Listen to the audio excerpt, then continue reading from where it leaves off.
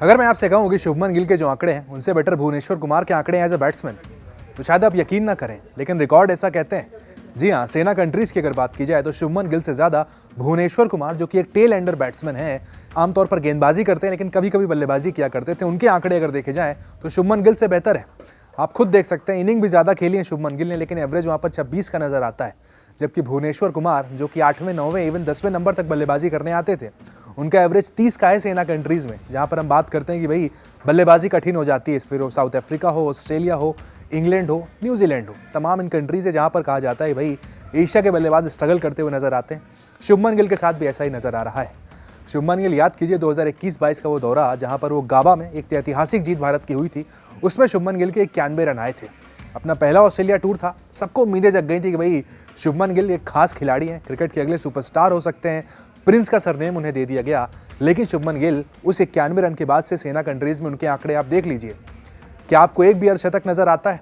क्या आपको एक भी बड़ी पारी वहां पर नजर आती है? जी नहीं। 91 रन तब बनाए थे, उसके बाद से देखा जाए तो शुभमन गिल फ्लॉप नजर आते हैं।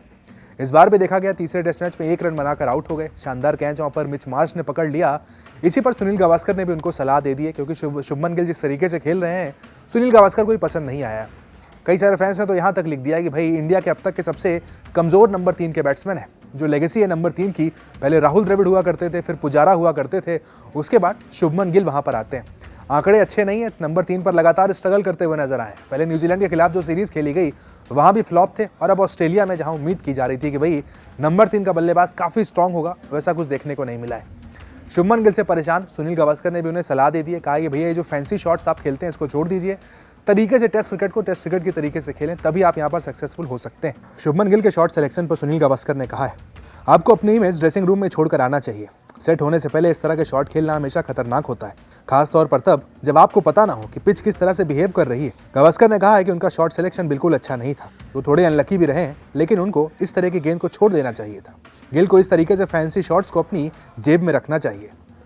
गिल के स्कोर की बात करें तो दूसरे मैच से उनकी वापसी होती है सीरीज में, जहां वो पहली पारी में 31, दूसरी पारी में 28 और इस बार तीसरे टेस्ट मैच की पहली पारी में सिर्फ 1 रन बनाकर आउट हो जाते हैं। तो भाई इससे शर्मनाक क्या होगा कि नंबर 3 के बल्लेबाज शुभमन गिल, जो कि भारत का फ्यूचर कहे जा रहे हैं, उनके आंकड़े भुवनेश्वर कुमार नंबर 10 के बल्लेबाज से भी ज्यादा खराब नजर आते हैं।